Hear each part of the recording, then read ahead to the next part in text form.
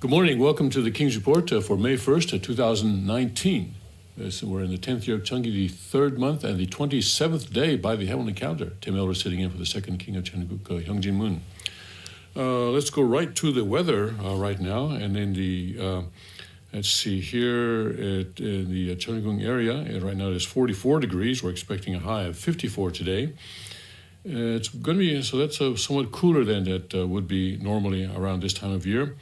Normally we'd have a daytime high in the 60s. Actually, 65 is the normal temperature or the historical average temperature for this time of year for today. But it's only going to go up to 54 today. And then, let's see, let me get rid of this advertisement here. It's not going away, is it? Come on now, there we go, okay. Fine, okay. And then, let's see, tomorrow it's going to be much warmer. It's going to be 75 degrees tomorrow. Cloudy, a little rain and warmer. Today it's going to be drizzle most of the day, a little rain tomorrow. And the day after, 63 degrees. So it'd be more normal temperatures on Friday, and then 71 on Saturday with a passing shower. So it looks like there's a pretty good chance of rain every day. Today, the chance of rain is 70%, but it's going to be kind of a drizzly rain. And the winds will be out of the southeast at 6 miles an hour, gusting to 9 miles an hour. Tonight, the chance of rain is 58%, and with 4 mile an hour winds out of the south-southwest, gusting to 7 miles. And then the sun is rising this morning at 5:56. It's rising before 6 now, and setting at 7:56, almost at 8 o'clock, for exactly 14 hours of daylight today, as we move towards the summer solstice in late June. About 7 weeks or so now, 6-7 weeks or now, we're from the summer solstice. All right, let's go to our Rima. I'm in 2 Chronicles this morning, 2 Chronicles chapter 2, verse 1. And Solomon determined to build a house for the name of the Lord and a house for his kingdom. And it's interesting that God did not allow David to build a temple. David wanted to build a temple, but God said, no, I've been living in a tent for all this time, and I'm fine in a tent. But then in the time of Solomon, though, God allowed him to build a temple. And then so Solomon built that temple and also built a palace for himself, but he built the temple first. And that was important for him to do. Father, when he spoke about the Puritans coming to the United States, he praised them for having built the church first, and then the school, and then their houses, in that order. And so he praised them for their being centered on God, putting God first, putting the church first. And also here in northeast Pennsylvania, there is a vision for the property around the Car Arms plant that is moving forward slowly. We only move forward according to the resources that we're able to receive. But it is moving forward slowly, not just the resources, but also legal issues, zoning issues, and stuff like that. But it will have, camping ground, and it will have a tiny home area, and it will have peace police, peace militia training area, and other things are planned for it. But the first thing that we're doing is that we're building a memorial for two parents there. And of course, that is a part of the Defend and Build campaign that is still ongoing. And we're trying to raise, we hope to raise $4 million by September 2nd. We're asking each family to donate at least $1,000. And of course, some families cannot, and we understand that.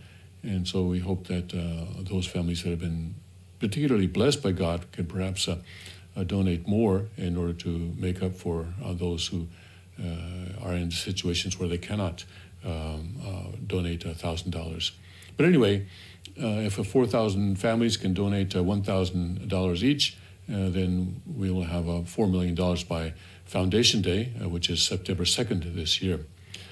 But the first thing that we're building there is the memorial for true parents, and that is so going on now. We have the Wonjeon for True Mother, and she is buried there, and her body is buried there. And then we have plans going forward now for a memorial. And Greg talked about that on last Sunday, so you can go back to the Sunday service video to get more information on that. And we hope that this will be pleasing in God's eyes. Okay, and since God gave us this rhema this morning, it would seem that God is on board. Yeah. For the Cheonseongyung rhema, I'm going to save this for a bit because it relates directly to a topic that I'm planning to cover beginning at 6:30 with our special guest, Jack Harris, who will be coming on at 6:30. And so I'm going to save this rhema for then. Meanwhile, let's go to the news for today. Today is, in the communist world, today is May Day. It's actually officially, I think they call it the International Workers' Day. And this is a day when the communist parties and forces around the world like to sort of make a show of force. They have large demonstrations and things like that, or they may have strikes and things like that, and parades and so forth. And in some countries, this is a national holiday. And so, perhaps coinciding with that, the forces in Venezuela are clashing yesterday, and I think again today. And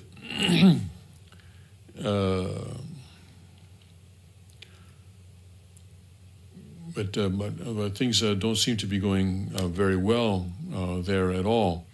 I think Guaido, the interim president, who was recognized by the United States and about 50 other countries, called on the military to rise up and to turn against Maduro, who, whether Maduro is president or Guaido is president depends on who you are and who you're listening to. As far as the United States is concerned, Guaido is the interim president. Maduro is the former president and who is refusing to step down.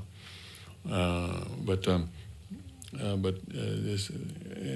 from Maduro's point of view, what's happening in Venezuela is a coup d'état.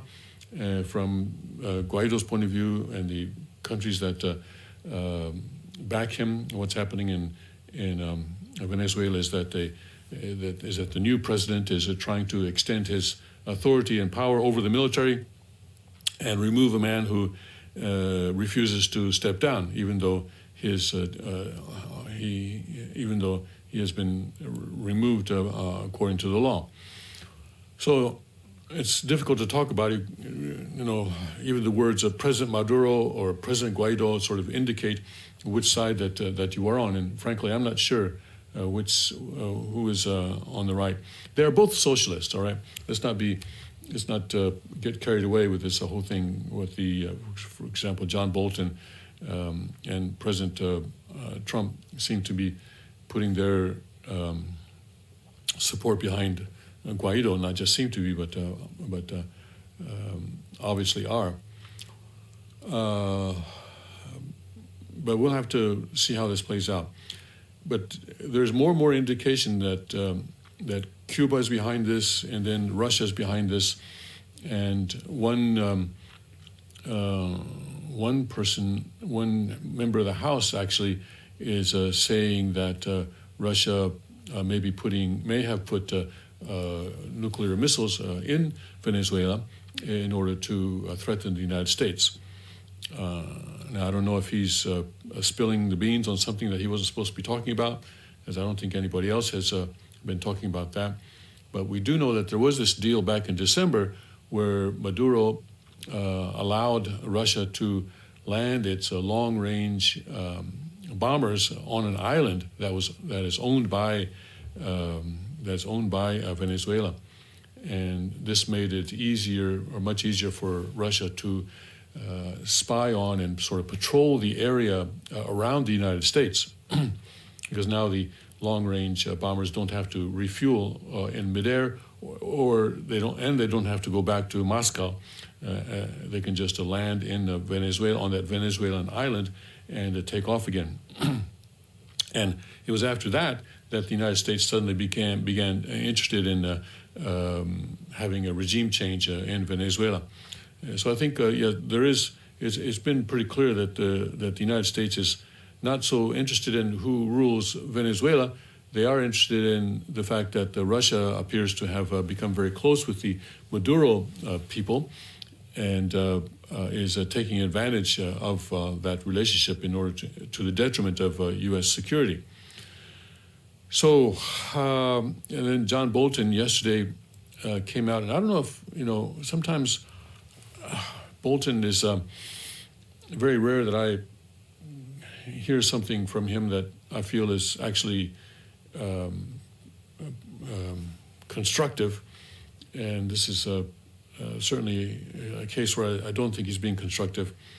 Yesterday, U.S. National Security Advisor John Bolton singled out 3 senior aides to Venezuelan president. I guess Reuters still sees Maduro as president, and Nicolas Maduro, who said he must make good on commitments they purportedly made to the opposition for a peaceful transition away from Maduro's rule.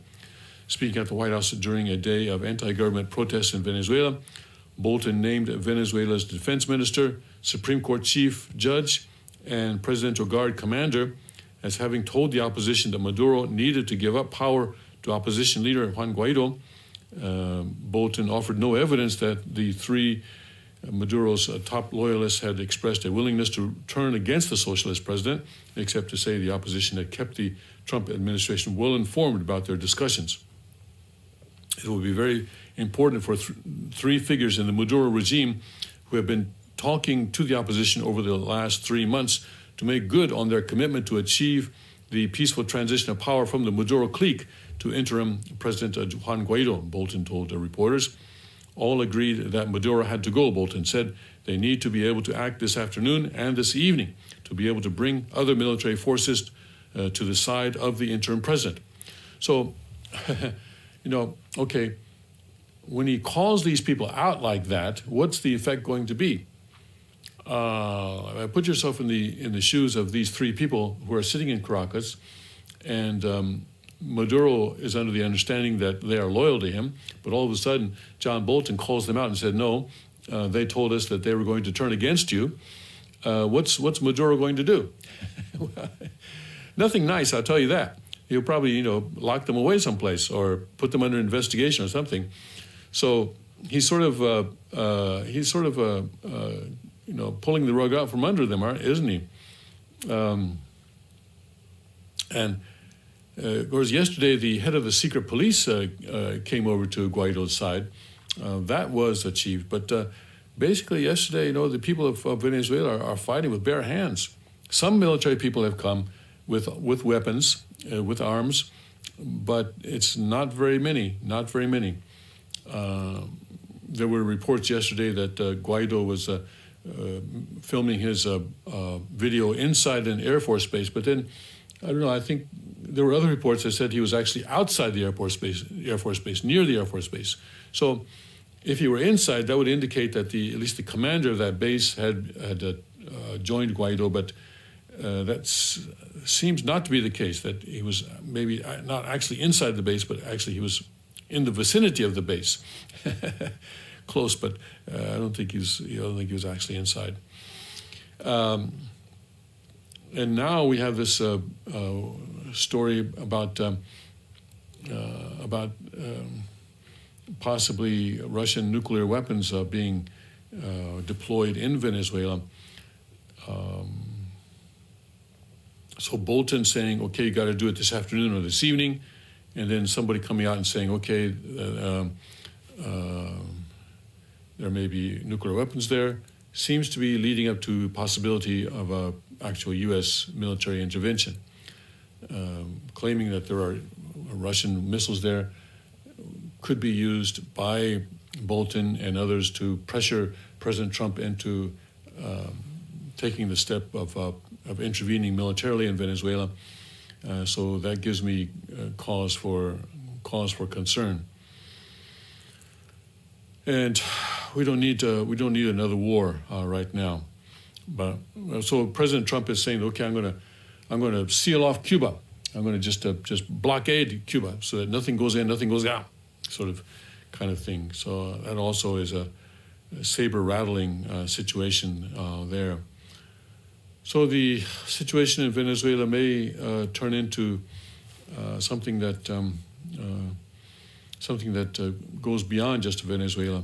Also, Peru rounded up some Venezuelan refugees and sent them back yesterday.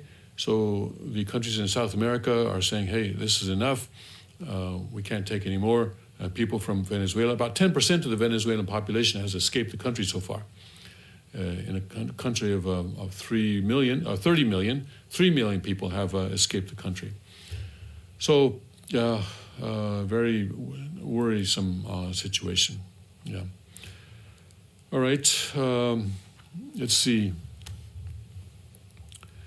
And then also sort of near May Day, but this is in China. This is there's another reason to celebrate or to mark these days. There's about 100 years ago. Actually, it was in 1919, 100 years ago, which is a couple years before the Communist Party of China was founded. There was something called the May 4th movement in China. And this was a reaction to the fact that in World War I, and World War I had effects in Asia as well, because Japan was allied with the British at that time. They were British allies at that time. They had a treaty with the UK. And so in World War I, they were on the winning side. And, they took care of a few German colonies in the Pacific or something like that. They did very little fighting, but they were on the winning side. And so at the end of the war, in the Treaty of Versailles, Japan was awarded the German sort of area in China, because at that time, China, in the 19th century and early 20th century, China had been carved up by France and Britain and Germany and other places, and especially the Shandong Peninsula was a German territory, and this was awarded to Japan at the end of the war. Well, kind of the Allies had also promised it to the Chinese, if they won, they would get that area back, but they didn't. And quite frankly, President Wilson and I think other Western European leaders as well were quite racist towards Asian people then. And, for example, President Wilson's 14 points included the idea of self-determination of nations, that people should be able to have their own nation states and be able to govern themselves. But this did not at all envision the possibility that Asians, colored people, people of color, would aspire to self-governance. This was not at all in President Wilson's mind.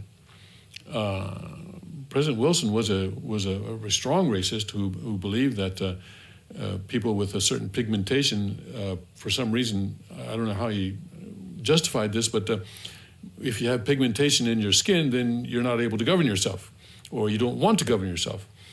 And so this had repercussions in Korea, where Koreans thought that, oh, look, President Wilson is behind us. He's going to allow us to become independent of Japan. Well, of course not, because Japan, A, was on the winning side, and B, because Koreans were not supposed to have this aspiration towards self-governance. So the independence movement in Korea in 1919 was quashed very cruelly by the Japanese forces, with no backup from the United States. And then also, a couple of months after that, after the Korean independence movement started in March and then extended into April in Korea. It wasn't just one day. But then after that, then in May, the Chinese decided to have an uprising, and they had a certain uprising where they attempted to assert their desire to be free of the colonies or the extraterritorial areas within their territory that Western powers had taken. So this is being the 100th anniversary. Xi Jinping is using that to urge young people to follow the Communist Party more faithfully. And so yesterday he had a meeting with.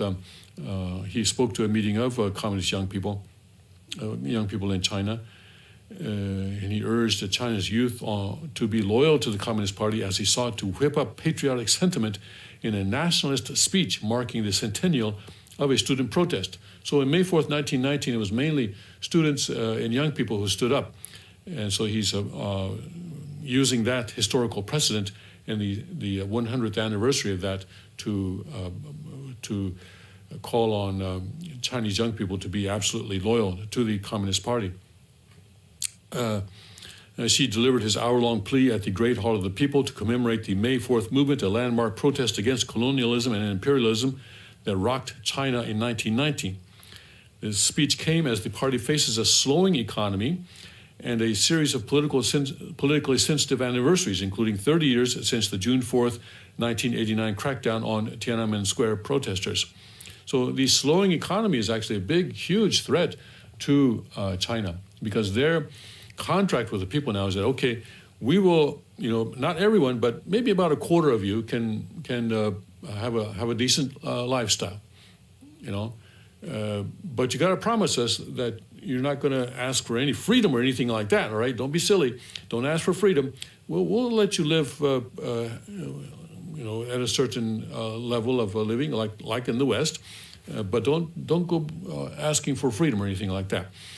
And that's their contract rate basically right now with the people. So if the economy slows and even goes into recession and starts going down, then what's going to happen?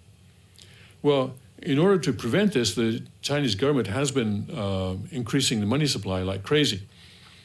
Earlier this year, there were talks that the Chinese economy was slowing down, like it says here, but they've been fighting that by just printing more money. And of course, that's going to cause problems later on. So there has a possibility then of inflation and of a loss of confidence in the renminbi, the currency. Yeah, imagine what would happen if hyperinflation came to China. You think Venezuela is a problem? Oh, if you think 30 million people is a problem, wait till you get 1.6 billion people who are in that kind of a situation. Yeah, then you'll have trouble on your hands.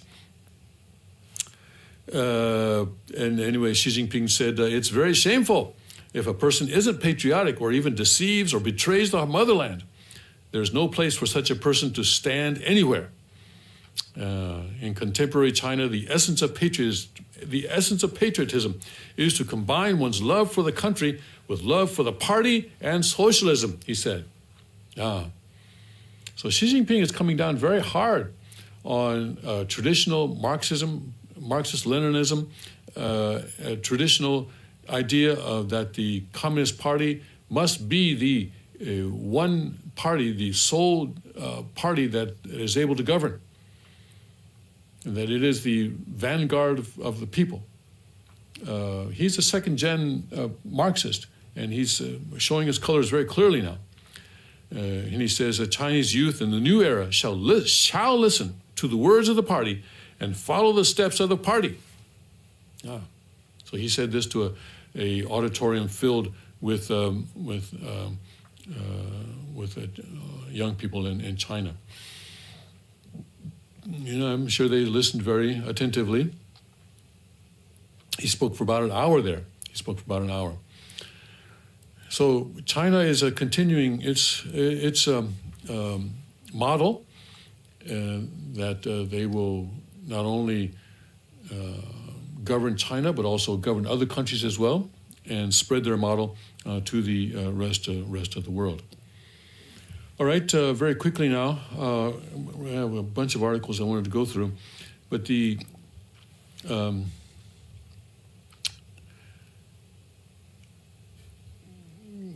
we've known that the Catholic Church, in the Catholic Church, priests have been using nuns as sex slaves and have been guilty of this type of thing. And one order was even shut down by the Vatican because the founder of the order, a man, was basically using the order to gain sex slaves for himself. But now there's a documentary that was produced on that, and that was shown, actually, the documentary was shown, but when they tried to show that, let's see, I think in Germany, yes, it was shut down. The documentary was shut down. And this is a story out of Paris yesterday, a hit documentary about how some Catholic priests allegedly abused nuns in different parts of the world has been pulled from the Franco-German television channel Arte after a priest complained to a German court. And the priest who complained actually apparently does not appear in the documentary, but he is referred to in the documentary. Some nuns talk about him abusing nuns, and so he complained to the court, said, no, they're telling lies about me, and the court said, okay, well, let's shut down the documentary. And it was broadcast in March and has been sold widely internationally since. I have not seen it. I would love to see that documentary. Its broadcast came weeks after Pope Francis admitted that some rogue priests, well, they call them rogue, but had used nuns as sexual slaves, and that the Vatican had to dissolve a French order because its founder was preying on its sisters. The Vatican's women's magazine, Women Church World, also reported that some nuns had been forced into having abortions. That's, in Catholic theology, abortion is murder. But they don't care. Arte told AFP Tuesday that it was forced to pull the documentary from its replay site earlier this month after a press tribunal in Hamburg slapped a temporary injunction on the film following a complaint from a priest. The tribunal told AFP the priest complained that while he was not shown in the documentary, he was recognizable from an interview given by a nun. In the interview, the nun gave the impression that the priest had forced a nun into sex against her will. The priest was not identified in publication of the complaint. The channel said it was challenging the decision. The film had been the most watched documentary of the year so far on the French arm of the channel, seen by 1.5 million people live and a further 1.7 million on replay. The film was made over 3 years by French director with a French name, an investigative journalist with a quinta, who collected the testimony of nuns whose allegations had been ignored or hidden by the hierarchy across 4 continents. So there is this documentary that's out there now, but people are also trying to shut it down. All right, let's see. We have Biden giving a speech in Pittsburgh, but referring to Scranton. Apparently, he grew up in Scranton for the first 10 years of his life. In Japan today, a new emperor is being inaugurated, I just want to say one thing about. I spoke a little bit about the change in the emperors yesterday, and I see in the media that this Emperor Akihito, who stepped down yesterday, during his 30-year reign, it's supposed to be that Japan did not engage in any war. Actually, they did. They engaged in a war on the Unification Church. All right, I referred to it a little bit yesterday about how in the 90s. There was this huge attack on the church by the media in Japan.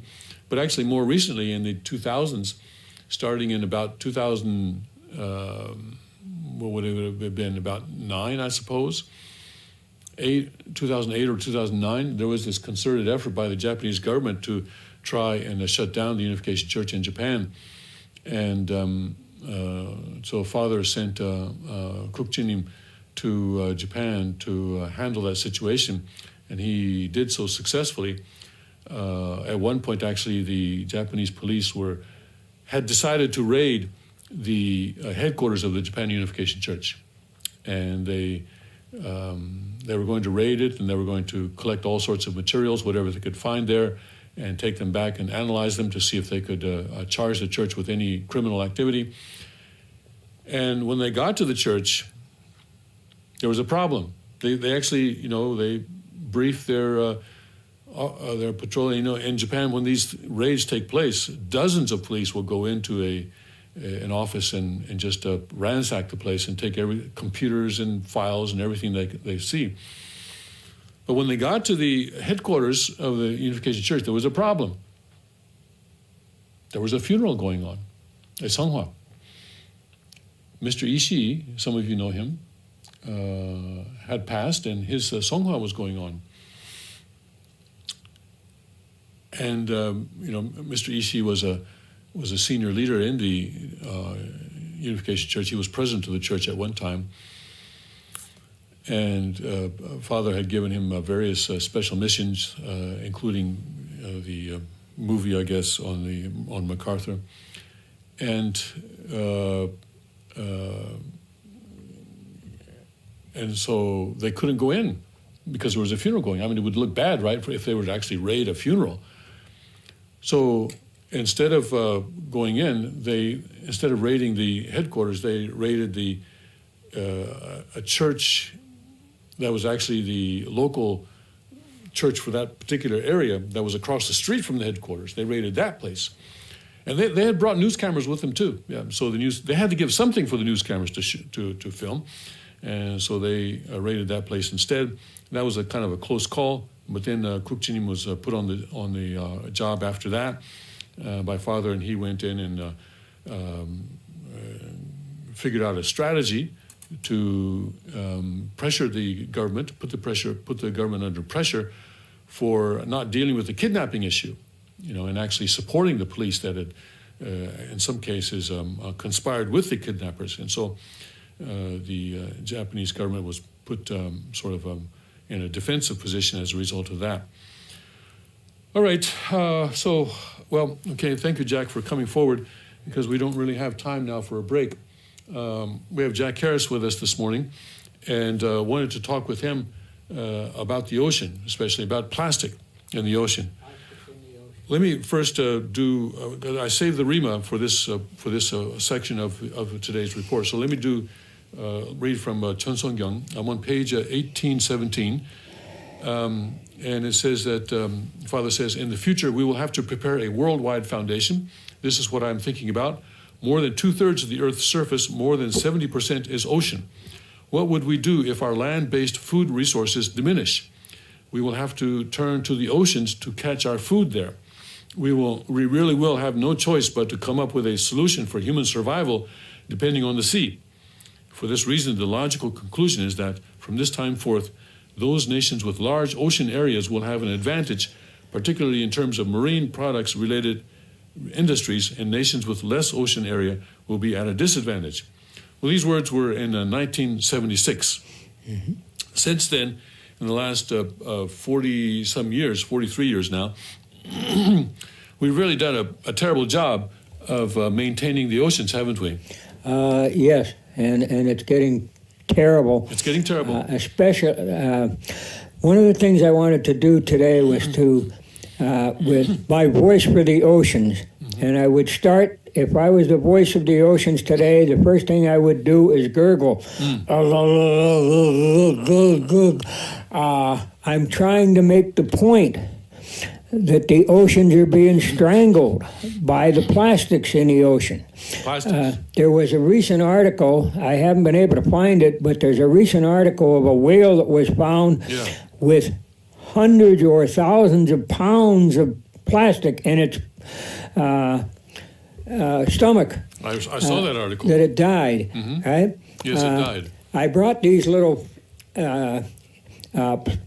jigs. Every fisherman knows that these jigs are some of the most effective lures for small fish. And they're made out of plastic. When fish in the ocean see plastic drifting, they ingest it, and they can't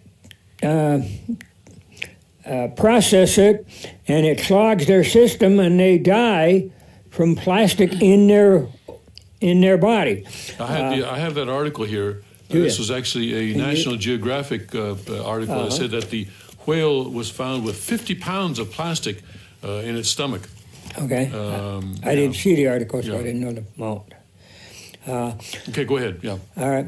But one of the things I wrote this in 2007, January 7th of 2011. But the important part of this article that I want to do today is Mother Nature's blood flows through every stream, creek, or river, and they all drain into her heart, the oceans of the world. Almost every person, including myself, has used the excuse, this is only a little bit of poison, so it won't matter today. The next rain, that little bit of poison begins its trip to the sea, killing something. If the oceans were lying on a hospital bed, every doctor would know it's just a matter of time before death. The oceans are the heart of life on Earth. The little bit of poison times 5 billion people. Even the immense oceans can be killed by human ignorance. I wrote this column in capital letters because I feel it's important to the future of the world. Yeah. I saw a documentary on one of the British television channels. It was on YouTube. And it was a documentary about how people in Britain, and just like us, they separate their garbage. Yeah. And they put recyclables into one bin, and then the other garbage into another, and then the garbage trucks come by and they put them into separate compartments and they take them away. But what this documentary found was that the recycling is not being done. Oh, it's not being done. Yeah. Yeah. Okay. What they found was that these, apparently in the UK, the local, they call them councils. I think they're kind of municipalities or townships or counties or something like that. And the local governments give out special bags for recyclables. Mm-hmm. Yeah. What these people actually put a GPS into the recyclables to see where these recyclable materials are actually going. Yeah. And they found out that they wound up in Malaysia. And so they went to Malaysia to see what's happening, and they found their bags that the local county or township issues actually filled with ostensibly recyclables stacked up there in Malaysia. And there's no place, they can't, they're not recycling them in Malaysia either. I think they're putting them in the landfills, and eventually a lot of it winds up in the ocean. So recycling is kind of in a downward trend right now. When you recycle something, anything you recycle is a gift to the future. You're giving a gift to the future. That material is being reused properly and can be used hundreds of times in the future. But it's not being done. And it's not being done. It's not being done. And we put it into recycling. We separate it out, we put it into recycling. We think that, once it leaves our home, we think that, okay, we've recycled. But we haven't. Apparently this is what's happening. Apparently until last year, UK and the US also, we were exporting a lot of our garbage and recycling stuff to China until January of last year. Yeah. And China, because it had such a voracious appetite for resources, was taking this, and apparently they were doing some recycling with the plastics. But then January of last year, China said, okay, no more. We don't want to take that. We don't want to do that anymore. For some reason. I don't know why. But anyway, they decided that. So then places like Malaysia stepped up and says, okay, we'll take it. But they don't have the capacity to take all this huge amount. China was imagine all the plastic coming out of Western Europe and the U.S., not just Malaysia, but other countries as well. I think in Southeast Asia were taking it. But it's actually not happening. Okay. And so we got a notice from our local garbage company some months ago saying that, you know what, we're going to have to start charging you for recycling because it used to be that we could sell the recycling stuff, but now we can't anymore. We actually have to pay somebody to take it away. And they said, oh, by the way, it doesn't matter now whether you use 2 different garbage cans or 1, because it's all going to go to the same place. In other words, our recycling stuff is now going into landfill. Right. It's not being recycled. I'm sorry. It's not being recycled. It's going into landfill. It's going into the oceans. It's not being recycled. The landfills are the mines of the future. They know that these materials are there. They will eventually almost have to go into the landfills to recycle this equipment, this material that. And this is one thing I wanted to do today. I love America as much as anybody ever did, right? And in the Pledge of Allegiance to America, there are these words: one nation under God, indivisible, with life, liberty, and the pursuit of happiness. I would like to suggest that this is one world under God, indivisible, with life, liberty, and the pursuit of happiness. That's what should be the world pledge, a pledge to the world. But the subject of this is the oceans. As I said, the oceans are being strangled. The life in the sea the most important part of the food chain of the world.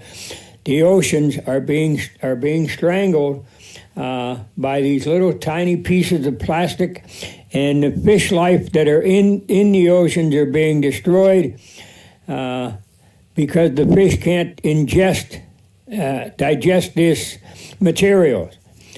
That's the most important part of today's message for myself. I did contact the 4 oceans and ask them to link up with the website. I also asked the Ocean Conservancy to link up with the King's Report.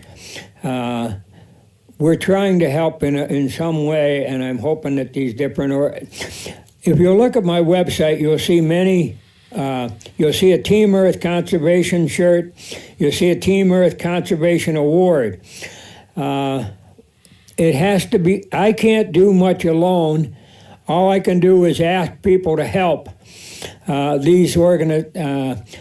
asking for financial help to get these words out worldwide. I can't do it alone. Tim has given me a fantastic opportunity to address the world here with the King's Report and to push the message of world peace and conservation of the natural world. Even among plastics, some plastics are recyclable, but others are not. I guess hard plastics are more difficult to recycle. They're more difficult, but they can be done. So I think with an effort. So in this kind of situation, I'm wondering what can we do? I think one thing we have to do is that to reduce the amount of garbage that we produce, amount of whether it's plastics or other kind of garbage that we produce from the home. It's an almost endless process. The recycling is the answer, but the recycling must be done. Yeah, it must be done, yes. And in many cases, I just saw an article about San Diego. San Diego is putting about 10,000 tons of recycling materials into the landfill each year, according to the article I just saw. And other problems are coming up in terms of recycling. Hun, can you raise that T-shirt, that the Team Earth shirt? Mm-hmm. Can you raise that up to see all the printing that's on the bottom of it? That's the very humans now and forevermore decide almost to the day. The bottom part of it. Humans now and forevermore decide almost to the day how long each species is allowed to live into the future. God bless the world with peace and understanding. John Paul, Jack Harris, Jr.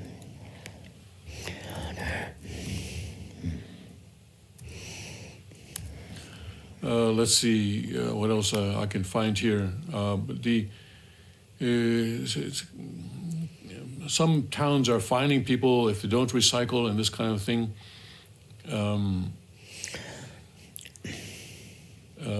here we have an article of Forbes yesterday, making single use of plastics a thing of the past.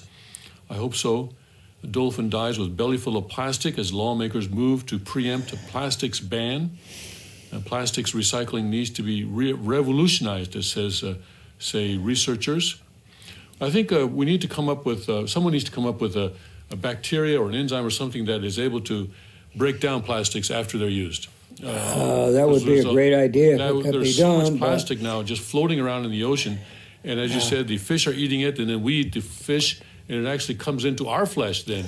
I've seen X-ray pictures that were taken of people where there was actually a piece of plastic in someone's flesh.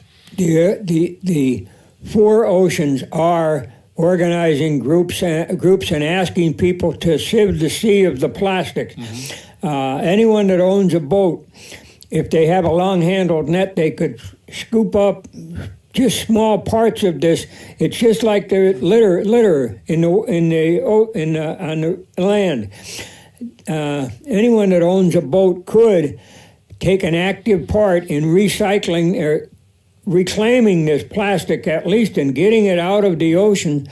It is killing millions of fish and sea life of all kinds. Let's see, I have a story here in the Forbes that came out yesterday about a company called Blue Land. Let's look at this. It's a company hoping to be the future of cleaning and personal care, aiming to eliminate the need for single-use plastic packaging. The company has just with their first product, the cleanup kit of $29, a household cleaning box which includes a multi-surface glass and mirror and bathroom cleaner with a surprisingly easy way to reduce single-use plastic containers. Just add water and a tablet or two to a Blue Land Forever bottle, and within a few minutes, customers can have a patent-pending cleaning solution. Blue Land was co-founded by Sarah Paisayu, a new mom who was horrified to learn how many microplastics were in the water she was using to make baby formula, and eager to eliminate her dependency on disposable plastics. So many of our everyday products, such as window cleaner, toothpaste, and laundry detergent, all come packaged in just one way, single-use plastic. Sarah Paisayu said, yeah, after you use your Clorox, you just toss it into the recycling bin, right? But then it ends up in the ocean, and it breaks down into microplastics, and the fish eat it, and then it comes in the water, and then your baby's drinking it. And formula. I just took some photographs of plastic hanging in the trees of the Lackawanna River south of Scranton. I found a plastic bag hanging in one of our trees. I got up there and took it out. Yeah, well, the wind probably carried it up in there. But that's what happens, the wind. When the water levels rise along the rivers, they carry this plastic into the ocean. And if you looked at these photographs that I took and will put on my website, you'll just multiply. This is one small stream that's about 30 feet across. Mm-hmm. And the photographs show that when the water level comes up, this plastic hanging in the tree. If you multiply the pieces you see by thousands, probably, just from the Lackawanna River south of Scranton, mm-hmm. You can imagine how much of this goes down the Lackawanna, into the Susquehanna, into the Chesapeake Bay. Right. And then into the ocean, that's right. And then it all lands up in Mother Nature's heart, the oceans of the world. Right. Here's an article about how plastic recycling needs to be revolutionized. Plastic pollution is choking landfills, the oceans, and even the air we breathe. The current recycling programs for plastics are inadequate to deal with the growing problem, according to researchers who testified Tuesday before a U.S. House subcommittee convened by Michigan Congresswoman Haley Stevens. Plastics production itself needs to be revolutionized, according to Tim Bovin, Dow's Recycling Commercial Director for Packaging and Specialty Plastics. Well, that's nice. He's actually part of the problem. Society is demanding it, he told the subcommittee members. The plastic waste issue, you can't turn on the television, you can't go on the internet without seeing it. And society wants solutions to this. Bovin says the plastics industry needs to design recyclability into products from the very beginning. That would enable the products to be broken down into polymer building blocks, similar to the way paper is broken down into fiber. Bovin says on a wide scale, such recyclability by design would make plastics a sustainable industry where plastic polymers are continuously reused. That's opposed to the current situation where many single-use plastics, such as water bottles, can only be recycled into lower-end products like carpets before ending up in a landfill. In her remarks, Stevens said she is concerned that cities in her district and across the country are considering ending their plastics recycling program. That's in large part because China has stopped accepting U.S. plastic recyclables. That's a huge problem now that we used to export to China. China's not taking it anymore. So we need to figure out how to deal with this situation. So it already has been more than a year since China stopped accepting it, and apparently very little is being done about it so far. I'm reminded of the words of Jacques Cousteau, who invented the scuba equipment, and he at one time referred to the human race as an endangered species. With what we're doing to this world, that may well come true. Here's another story about how biodegradable plastics are actually no better than regular plastics in terms of preventing ocean pollution. This says, let's see, bags made of, this is very, very small here. Let me increase this. Bags made of supposedly biodegradable plastics remain intact and usable 3 years after being dropped in the sea or buried. Another pop-up ad here. Or buried underground, researchers have found. The study carried out by the University of Plymouth's International Marine Litter Research Unit, there's actually a litter research unit, and published in the Journal of Environmental Science and Technologies, challenges assumptions that switching to a biodegradable plastics could reduce ocean plastic pollution. Our results show that none of the bags could be relied upon to show any substantial deterioration over a 3-year period, said Imogen Napper, who co-authored the report. She said it is therefore not clear that biodegradable plastics can help reduce marine litter. So there you are. What are you going to do? I'm going to keep trying to make some kind of positive impact on this world. Well, what I've been doing in the last couple of days, and I talked to my wife, and I said, listen, when we go to the grocery store, let's not use their bags. Oh, yeah. I often, they ask me if I want a plastic bag. I often tell them no, because it's one less bag that can get into the environment. Right. But, in our area, I don't think they even ask. They just most cases, start sticking them into the plastic bags. In most cases. Yesterday, when we went to one store, and the person behind who was ringing our stuff up was putting them in the plastic bag, and I said, no, we brought our bag. Put them in here. Hey, so we saved one bag. The giant market does have right inside the door. As soon as you walk into the giant market, there's a recycling barrel where they ask people to bring their bags back and put them in. And they claim that they're recycling, and I certainly believe they are.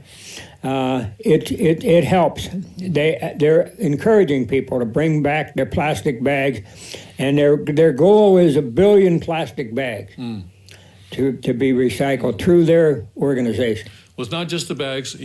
As this lady pointed out, it's the toothpaste container. Oh, everything. After you use your toothpaste, what do you do? Everything is in plastic. After there's no more toothpaste in it, you just throw it into the wastebasket, right?